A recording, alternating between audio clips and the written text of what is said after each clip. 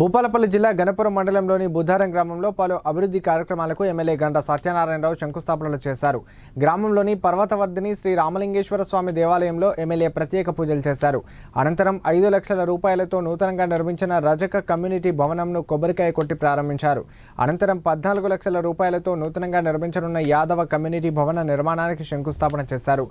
ఈ సందర్భంగా ఎమ్మెల్యే మాట్లాడుతూ ప్రజాపాలనలో అన్ని గ్రామాల సమగ్ర అభివృద్ధి ప్రభుత్వ లక్ష్యమని అన్నారు.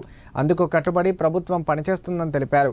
సదరు గుత్తేదారు పనులను నాణ్యతతో త్వరితగతిన పూర్తి చేయాలని సూచించారు.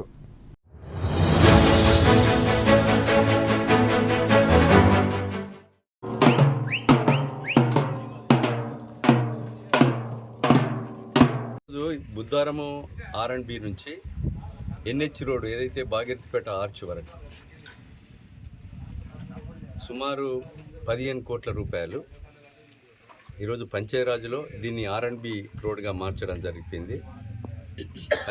R&B రోడ్డుకు 25 కోట్ల రూపాయలు రోడ్డుతో ఈరోజు 3 బ్రిడ్జీలు రోడ్డు డ్రైనేజ్ విలేజ్ ఉన్న కాడ చేయడం జరుగుతూ ఉంది. ఈరోజు మనం ఫౌండేషన్ ఇక్కడ వేసాం.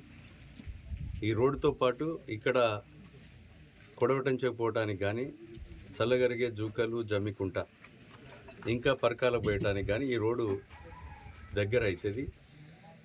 ఈ ములుగు జిల్లా వాళ్ళకు కూడా కేశాపూర్, నర్సాపూర్, బండారపల్లి వాసులకు కూడా షార్ట్ కట్ రోడ్ అవుతుంది. దీన్ని ఈరోజు నూతనంగా స్వతంత్రం వచ్చిన కాడ నుంచి ప్రజలు కోరుకునేటువంటి ఆకాంక్ష దీన్ని ఈ రోడ్డును మనం తీసుకోవడం జరిగింది. టెండర్లు కూడా పిలిచారు, వర్క్ కూడా ప్రారంభిస్తున్నారు. దీన్ని 1 సంవత్సరం లోపు రోడ్డు కూడా పూర్తి అయిపోతుంది. కనుక ఈరోజు మనము రోడ్లు వేసుకోవడం జరిగింది. అనేక సంక్షేమ పథకాలు కూడా మనం తీసుకొస్తున్నాం. గాంధీనగర్ గుట్ట మీద కూడా ఇంటిగ్రేటెడ్ 176 కోట్లతో ఇంటిగ్రేటెడ్ హాస్టల్ బిల్డింగ్స్ అన్నీ కూడా కట్టిస్తున్నాం. 50 కోట్లు మంజూరైనవి. 60 ఎకరాలు మనం ఇండస్ట్రియల్ పార్క్ ఇచ్చినాం. ఆడ 200 యూనిట్లు ఏదైతే వ్యాపారస్తులు ఉన్నారో మీరు వివిధ జిల్లాల నుంచి వచ్చి ఇక్కడ వ్యాపారాలను పెంచండి. స్థానికంగా చదువుకునే పిల్లలకు ఉద్యోగ అవకాశాలు వస్తే నిరుద్యోగ సమస్య తీరుతుంది.